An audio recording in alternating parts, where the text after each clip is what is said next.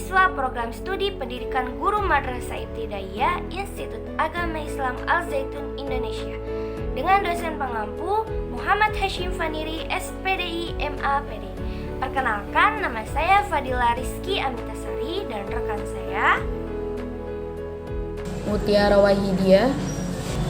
Dalam kesempatan hari ini kami akan melakukan tanya jawab mengenai pasal 1, hakikat ilmu, hukum mencari ilmu dan ketentuannya. Pasal 2, niat dalam mencari ilmu.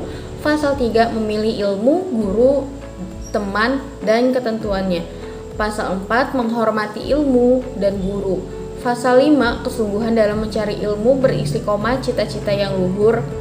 Dalam kitab Ta'limu Ta'lim karya Burhanuddin Al-Zarnuji. Baiklah, langsung saja untuk pertanyaan pertama saya akan menanyakan kepada rekan saya, Fadila, mengenai hakikat ilmu.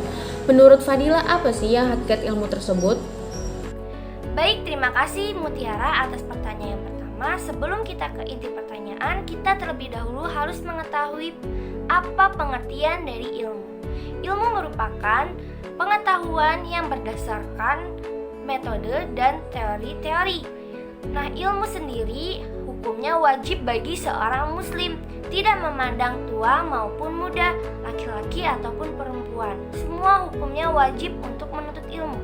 Bukankah ayat pertama yang pertama kali turun memerintahkan kita untuk membaca? Nah, di dalam hadis Ta'limu Ta'lim ini kita diwajibkan untuk menuntut ilmu dan membaca. Ya, ayatnya yang berbunyi, qala Rasulullah sallallahu alaihi wasallam talabul ilmi faridatun ala kulli muslimin wa muslimat. Yang artinya Rasulullah bersabda menuntut ilmu wajib bagi muslim yang laki-laki dan perempuan. Jadi pada hadis ini setiap muslim laki-laki dan muslim perempuan diwajibkan untuk menuntut ilmu, tidak membeda-bedakan dia laki-laki, perempuan, tua ataupun muda. Jadi semua wajib untuk menuntut ilmu. Seperti itu, Mutiara. Pertanyaan selanjutnya, setiap muslim diwajibkan untuk menuntut ilmu. Namun dengan begitu banyaknya cabang-cabang ilmu, ilmu apa saja yang wajib kita pelajari terlebih dahulu? Apakah semua ilmu wajib untuk kita pelajari? Nah, baik teman-teman, jadi di dalam hadis itu yang artinya ketahuilah bahwa tidaklah diwajibkan bagi setiap muslim dan muslimat untuk menuntut sebagai atau berbagai macam ilmu.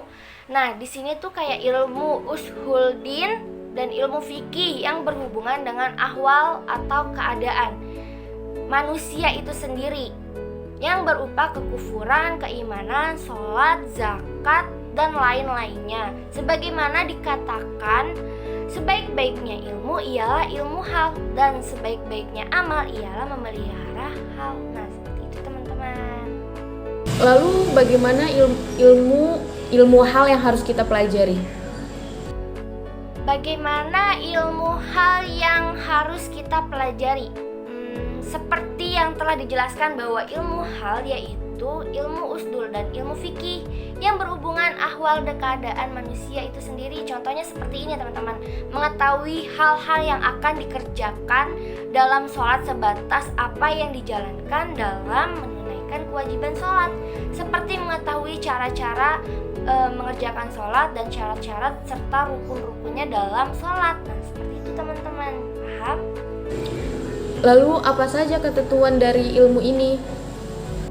Keutamaan dari ilmu apa aja? Nah, kemuliaan sebuah ilmu tidak seorang pun yang meragukannya, karena ilmu merupakan sifat khusus yang diberikan kepada umat manusia dan tidak diberikan kepada binatang, karena mereka hanya diberikan sifat pemberani, kuat, pengasih, penyayang, dan lain sebagainya. Dan dengan ilmu Allah Ta'ala menampakkan keutamaan Nabi Adam alaihissalam di atas para malaikat, sehingga para malaikat diberitakan untuk sujud hormat kepadanya.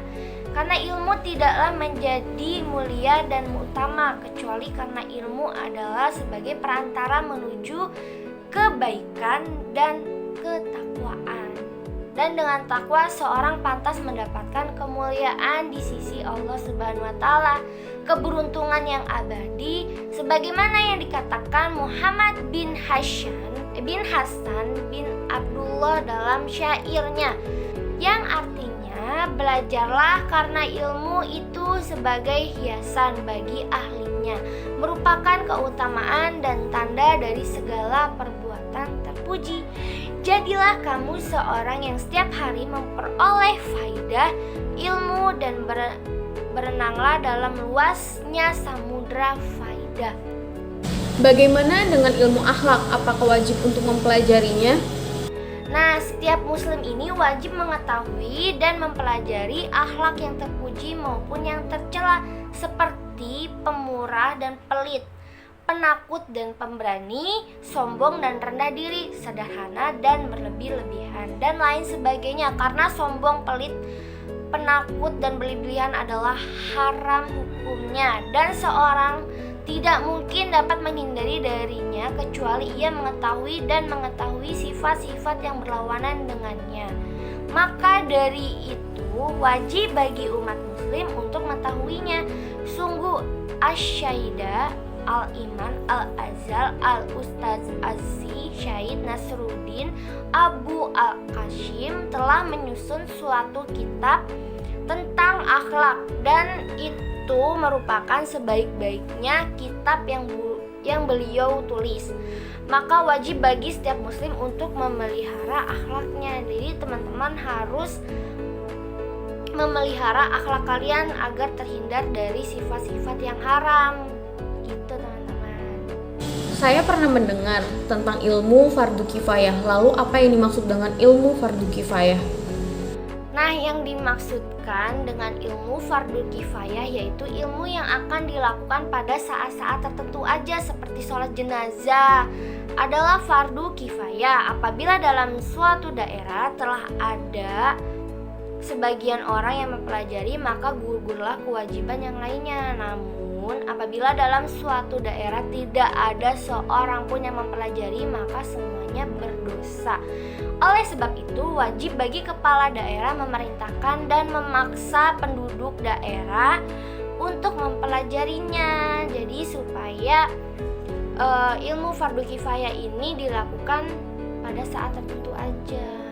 Kemudian ilmu yang haram untuk dipelajari itu seperti apa? Contoh ilmu yang haram untuk dipelajari seperti ilmu perbintangan, teman-teman. Nah, hukumnya itu haram karena mempercayai sebuah ramalan dalam bintang yang sama saja menduakan Allah dan tidak bermanfaat, sebab lari menghindari dari qada dan qadar. Allah Ta'ala adalah tidak mungkin dan itu harus dihindarkan. Pada dasarnya mempelajari ilmu nujum atau perbintangan ini adalah haram, kecuali apabila kamu mempelajari ilmu najam sekedar untuk mengetahui arah kiblat dan waktu sholat, maka demikianlah itu adalah boleh saja teman-teman, tidak diharamkan. Sebab itu hanya sebagai sarana untuk mengetahui urusan agama. Gitu. Bagaimana dengan mempelajari ilmu kedokteran? Mempelajari ilmu kedokteran. Nah, ini dia ya teman-teman. Jadi adapun mempelajari ilmu kedokteran hukumnya adalah boleh karena ia merupakan salah satu sebab dari berbagai macam sebab. Contohnya kayak maka boleh mempelajari sebagaimana halnya yang sebab-sebab seperti masalah obat-obatan, karena Nabi Muhammad SAW pernah berobat seperti yang diriwayatkan oleh Imam Syafi'i rahimahullah ta'ala bahwa beliau berkata, ilmu itu ada dua, yaitu ilmu fikih untuk mengetahui hukum-hukum agama, dan yang kedua itu ilmu kedokteran untuk mengetahui keadaan badan. Sedangkan selain keduanya ibarat sebagai pelengkap hidangan aja teman-teman. Gitu. Untuk pertanyaan selanjutnya, menurut Fadila, apa sih pengertian dari ilmu fikih itu? Ilmu adalah suatu sifat yang dapat menjadikan jelasnya sebuah pengertian bagi pemiliknya. Sedangkan fikih adalah mengetahui ilmu secara rinci. Imam Abu Hanafi rahmatullah alaihi berkata, fikih adalah mengetahui kebaikan dan kejelekan yang bermanfaat dan yang membahayakan diri seseorang. Dan beliau juga berkata tujuan ilmu tiada lain selain untuk diamalkan. Dan mengamalkan ilmu adalah meninggalkan urusan duniawi demi mendapatkan kebahagiaan ukhrawi. Maka bagi manusia hendaknya jangan sampai lupa diri dari mengetahui kelemahan, kefakiran, serta kefanahan dirinya sendiri. Dan hendaknya ia mengetahui hal-hal yang bermanfaat dan yang membahayakan dirinya di dunia dan di akhirat. Lalu ia mengerjakan apa yang bermanfaat dan menjauhkan apa yang membahayakan dirinya sendiri, supaya akal dan amalnya tidak menjadi hujah sehingga dapat menebah siksa baginya. Kami berlindung kepada Allah dari murka dan siksaannya. Baiklah, untuk pertanyaan terakhir, apakah Fadila bisa memberikan sebuah contoh ayat Al-Quran atau hadis mengenai ketentuan ilmu? Banyak ayat-ayat Al-Quran dan hadis-hadis yang masyhur yang telah menjelaskan tentang keagungan ilmu dan keutamaannya. Namun saya akan memberikan satu hadis yang tidak terlalu panjang. Di antaranya sebagaimana yang diriwayatkan oleh Abu Darda radhiyallahu taala, bahwasanya Rasulullah SAW bersabda yang artinya, barang siapa yang meninti jalan untuk menuntut ilmu, maka Allah akan mudahkan baginya jalan ke surga. Sungguh para malaikat merendahkan sayap-sayapnya karena ridho kepada menuntut ilmu. Sesungguhnya orang yang berilmu akan dimintakan ampun oleh penduduk langit dan bumi, hingga ikan-ikan yang berada di dasar lautan. Kelebihan seseorang yang alim dibanding orang yang ahli ibadah bagaikan keutamaan rembulan pada bulan purnama atas seluruh bintang-bintang. Dan sesungguhnya para ulama adalah pewaris para nabi, dan para nabi tidak mewariskan dinar ataupun dirham, mereka hanya mewariskan ilmu. Maka barang siapa yang telah mendapatkan, berarti ia telah mengambil bagian yang banyak. Nah teman-teman, itu dia hadis singkat yang memaparkan tentang keutamaan sebuah ilmu. Untuk selanjutnya saya akan berbalik menanyakan sesuatu kepada Mutiara mengenai niat dalam belajar. Sekarang banyak banget anak-anak zaman sekarang yang bermalas-malasan untuk belajar. Nah Mutiara, bagaimana tentang niat dalam belajar tersebut? Pada pasal 2, Syekh Az-Zarnuji telah menjelaskan secara jelas tentang masalah ini nih. Karena niat merupakan pokok dan harus dimiliki oleh para penuntut ilmu. Beliau juga menjelaskan secara jelas bagaimana sih seorang penuntut ilmu itu berniat. Karena dengan niat sungguh-sungguh dalam melakukan aktivitas belajar, maka mendapatkan pahala baik di dunia dan di akhirat juga nih. Syekh Az-Zarnuji ini menjelaskan bahwa niat adalah asas segala perbuatan. Maka dari itu adalah wajib berniat dalam belajar. Konsep niat dalam belajar mengacu kepada hadis Nabi, yang artinya ya bahwasannya semua pekerjaan itu harus mempunyai niat, dan bahwasannya setiap pekerjaan itu apa yang ia niatkan. Hadis riwayat Bukhari. Dengan demikian, amal yang berbentuk duniawi seperti makan, minum, dan tidur bisa jadi amal ukhrawi dengan niat yang baik.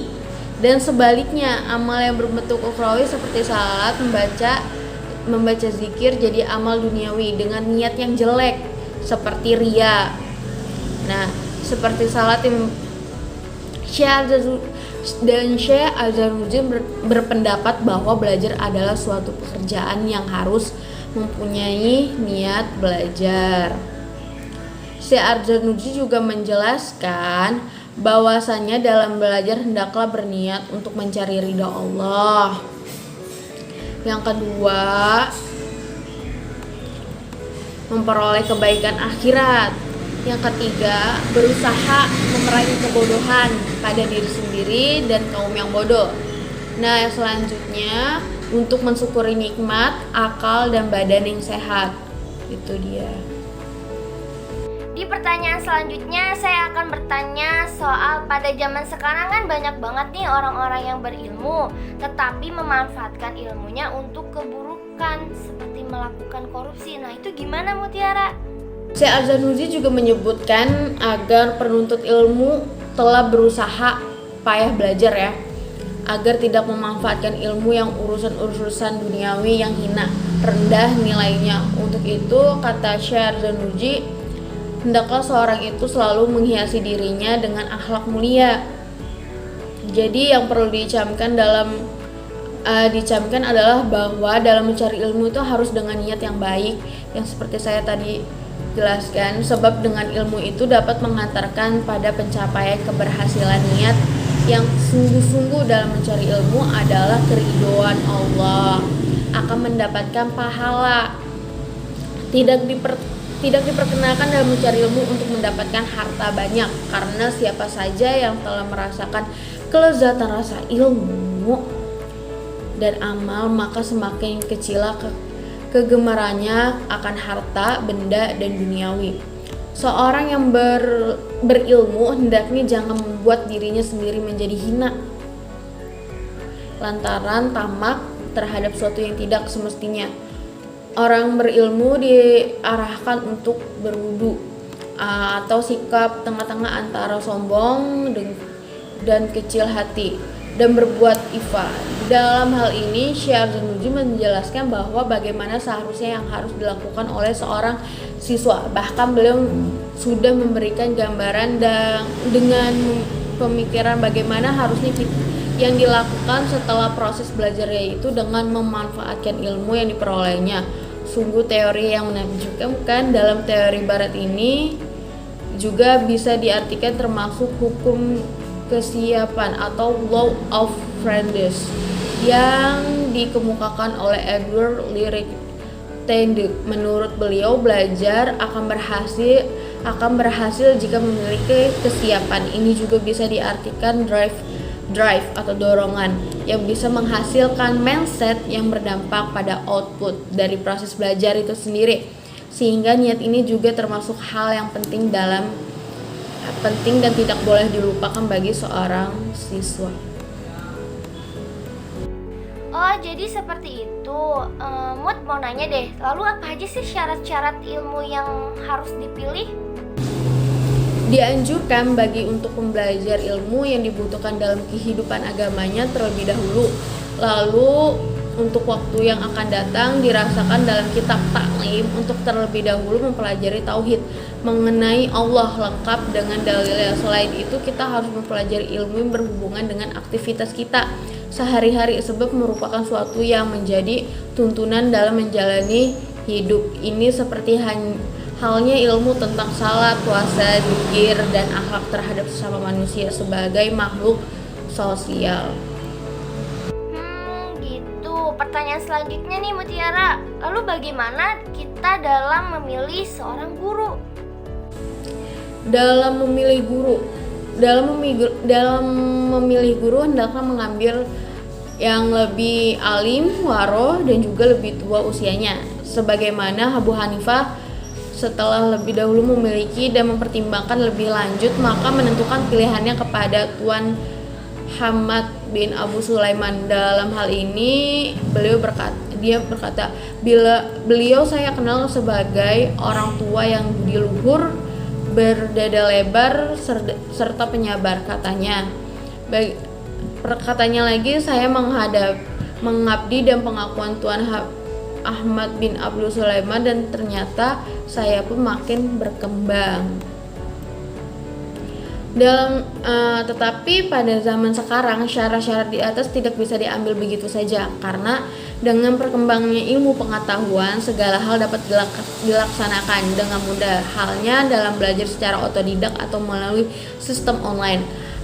Akan tetapi kita juga harus tetap memperhatikan kondisi yang ada. Menurut teori kognitif Jane Pagan, guru merupakan sarana untuk fasilitas proses terjadinya ketidakseimbangan atau disequilibrium. Dalam memilih guru, kami Kami juga berpendapat secara umum memilih guru bisa juga diartikan sebagai memilih tempat belajar atau sekolah. Karena zaman dahulu seorang yang ingin belajar harus datang ke tempat sang guru mengajar. Tetapi dengan berkembangnya zaman ini dan ilmu pendidikan, pada saat ini sudah ada sekolah-sekolah di mana para guru berkumpul sehingga para siswa tidak usah payung untuk rumah sang guru, tetapi kita harus pandai-pandai memilih tempat pendidikan mana yang sesuai dengan kemampuan dan menurut kita, karena tidak semua tempat pendidikan sesuai dengan yang kita harapkan. Pertanyaan selanjutnya, Mut. Dalam mencari ilmu banyak sekali kan ya godaannya. Apa yang harus dilakukan untuk para pencari ilmu nih kayak kita-kita semua? Diterangkan dalam kitab taklim bahwa sabar dan tabah adalah pangkal keutamaan dalam segala hal. Sabar di sini diartikan sebagai dalam memegangi hatinya, dalam menghindari kehendak hawa nafsunya, bersabar menghadapi berbagai macam bencana dan ujian. Dalam proses belajar juga terjadi kendala atau proses pemikiran sehingga kita harus bersabar dalam mengetahui kebenaran. Berarti dalam masalah bergaul atau berteman, apa yang harus dilakukan dalam berteman tuh? Dalam pertemanan tuh kita harus seperti apa gitu? Salah satu tonggak keberhasilan dalam belajar yaitu dengan kita mencari teman yang baik, yang bisa menemani kita dalam hal belajar. Disarankan untuk memilih seorang teman itu memilih teman yang tekun, waro, jujur, dan mudah memahami masalah. Dan dianjurkan nih untuk meninggalkan teman-teman yang orang pemalas, pengangguran, banyak bicara, pengacau dan suka memfitnah. Yang sebagaimana syair mengatakan yang artinya janganlah engkau bergaul dengan seorang yang pemalas. Banyak orang yang baik lantaran bergaul dengan orang yang rusak. Tingkah lakunya akhirnya ia menjadi rusak. Lalu bagaimana caranya menghormati teman? Kita kan gak tahu nih ya teman-teman cara menghormati teman, karena kan yang kita tahu nih cuma cara menghormati yang lebih tua. Gimana tuh Mut cara menghormati teman? Termasuk menghormati ilmu adalah menghormati teman, dan orang yang mengajar para pelajar harus saling mengasihi, menyayangi, apalagi kepada guru, supaya ilmu yang berfaedah dan berbakti. Hendaknya para pelajar mendengarkan ilmu dan hikmah dengan rasa hormat, sekalipun sudah pernah mendengarkan suatu masalah dan kalimat tersebut 1000 kali. Baik, pertanyaan selanjutnya, bagaimana cara memuliakan ilmu dan para ahli ilmu nih Mutiara? Gimana caranya? Di dalam kitab Taklim Mutalim karangan Syekh Azhar Mirji disampaikan bahwa dalam proses mencari ilmu ada beberapa hal yang perlu diperhatikan, terutama terkait memuliakan ilmu dan ahli ilmu. Sudah barang tentu harus diketahui bagi siswa atau santri ataupun penuntut ilmu bahwa dalam mencari ilmu, memuliakan ilmu serta ahli ilmu menjadi sebuah keharusan, seperti sebuah kisah yang memberikan ilmu walau hanya satu huruf saja. Pernyataan tersebut sudah sangat jelas menunjukkan bahwa sahabat Ali bin Abi Thalib sangat memuliakan orang yang memberinya ilmu. Lalu dengan bagaimana kita ini dapat memuliakan guru dan para mu'alim, itu gimana Mutiara? Dalam kitab Taklim Mutalim telah dijelaskan bagaimana cara yang dapat cara yang dapat dilakukan untuk memuliakan guru. Yang pertama itu tidak berjalan di depan guru. Yang kedua, tidak duduk di tempat guru. Yang ketiga, tidak mendahului dalam bertutur kata diisinya terkecuali atas izinnya. Yang keempat, tidak banyak dalam bertutur kata di hadapannya. Yang kelima, tidak menanyakan sesuatu ketika gurumu dalam keadaan bosan, jenuh, dan menjaga waktu beliau. Dan selanjutnya, tidak mengetuk pintu rumahnya, namun harus bersabar menunggu sampai sang guru keluar dari rumahnya. Nah, oleh karena itu, sebagai penuntut ilmu atau pelajar, hendaklah mencari ridho guru dan menjauhi murkanya, serta menjalani semua perintah selain perintah untuk melakukan kemaksiatan. Oh gitu ya Mutiara. Untuk pertanyaan terakhir, bagaimana kesungguhan dalam mencari ilmu, beristiqomah, dan bercita-cita yang luhur? Itu gimana Mutiara? Kesungguhan hati para pelajar harus bersungguh-sungguh dan tekun dalam belajar. Firman Allah dalam Quran surat Al-Ankabut ayat 69 yang artinya, dan orang-orang yang berjihad atau bersungguh-sungguh untuk mencari keridhaanku atau keridhaan Allah, maka benar-benar aku tunjukkan mereka kepada jalan-jalan menuju ridhoku.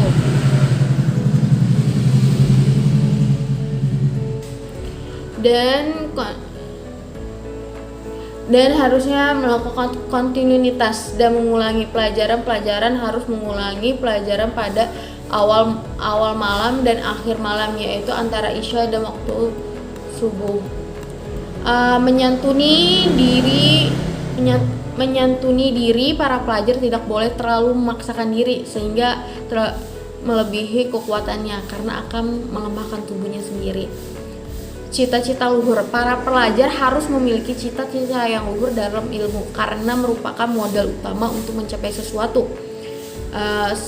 Sebab-sebab rasa malas ditimbulkan oleh dahak dan karena kebanyakan kadar air. Cara menanggulanginya dengan mengurangi makan, bersiwak, dan makan roti kering. Alhamdulillah, itu dia tanya jawab mengenai 5 fasal dalam kitab Talimut Ta'alim karangan Burhanuddin Al-Islam Al-Jarnuji. Jika ada saran dan kritik, silakan kalian tulis di kolom komentar. Mohon maaf bila ada kesalahan, karena kesalahan datangnya dari kami dan kebenaran datangnya dari Allah Subhanahu wa Ta'ala. Terima kasih teman-teman. Sekian dari kami berdua. Assalamualaikum warahmatullahi wabarakatuh. Dadah. Jangan lupa like, comment, and subscribe.